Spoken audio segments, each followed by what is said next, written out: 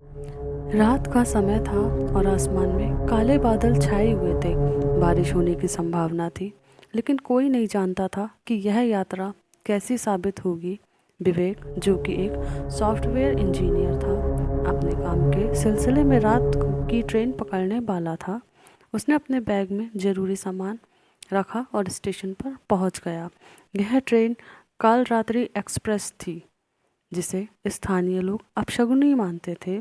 कहा जाता था, इस ट्रेन में जो भी सफ़र करता है उसे कभी न कभी अजीब घटनाओं का सामना करना ही पड़ता है।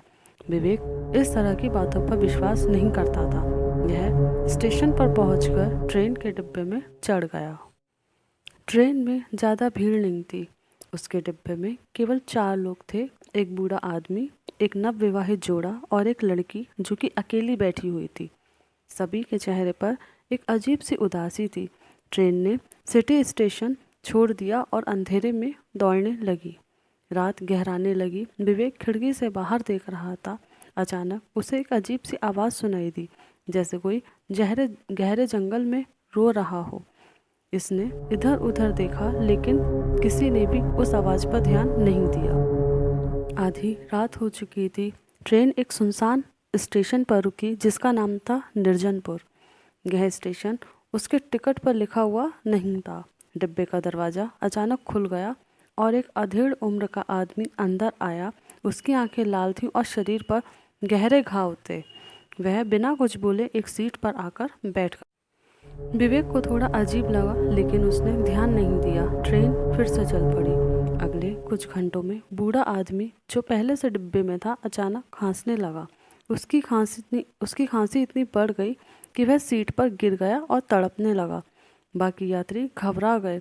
कुछ ही देर में वह मर चुका था। वह जो नवविवाहित जोड़ा उन सबके साथ बैठा हुआ था, वह भी इस घटना के बाद काफ़ी डर गए। लड़की ने विवेक से कहा, यह ट्रेन श्रापित है। मैंने सुना है कि इस पर यात्रा करने वाले लोग कभी घर नहीं लौटते। विवेक ने उसका मजाक उड़ाया और कहा, यह सब सिर्फ अंधविश्वास है। शायद यह आदमी पहले से ही बीमार था, लेकिन उसकी बातों में आत्मविश्वास नहीं था। ट्रेन एक बार फिर रुकी।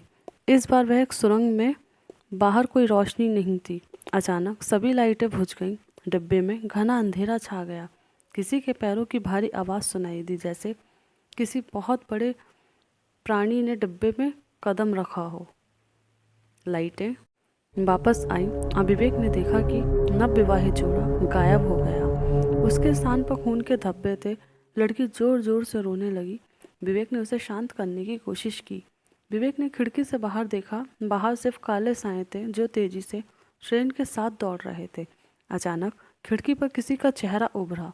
यह चेहरा विकृत था। उसकी आंखें सफ़ेद और मुंह से खून टपक रहा था। विवेक ने घबराकर खिड़की बंद कर दी। उसने देखा कि डिब्बे में जो आदमी निर्जनपुर स्टेशन पर चढ़ा था, वह अब वहाँ पर नहीं था। ट्रेन अपने अंतिम पड़ाव की ओर बढ़ रही थी। लड़की ने विवेक से कहा, यह ट्रेन हमें मौत की ओर ले जा रही है, हमें इसे रोकना होगा। विवेक ने सहमति जताई और ट्रेन के ब्रेक तक पहुंचने की कोशिश की, लेकिन जैसे ही वो गार्ड के केबिन पर पहुंचा, उसने देखा कि गार्ड पहले ही मरा हुआ था। उसके चेहरे पर डर जमा हुआ था। अचानक ट्रेन की स्पीड बढ़ गई। ऐसा लग रहा था इसे कोई इंसान नहीं चला रहा, बल्कि कोई अदृश्य शक्ति इसे नियंत्रित कर रही है। डिब्बे में अब केवल विवेक और लड़की बचे थे। ट्रेन की खिड़कियों पर अजीब आकृतियां बन रही थीं। बाहर अंधेरा और घना हो गया था। अचानक लड़की ने चिल्लाकर कहा, हम इसे ट्रेन में नहीं बच सकते।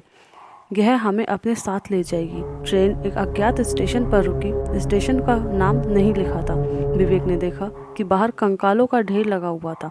लड़की ने उसकी ओर देखा और कहा, अब तुम भी हमारे साथ आ जाओगे। लड़की की आंखें लाल हो गईं और वह अचानक गायब हो गई। विवेक ने खुद को बचाने की कोशिश करी, लेकिन ट्रेन का दरवाज़ा अपने आप खुल गया और विवेक अंधेरे में खिंचता चला गया।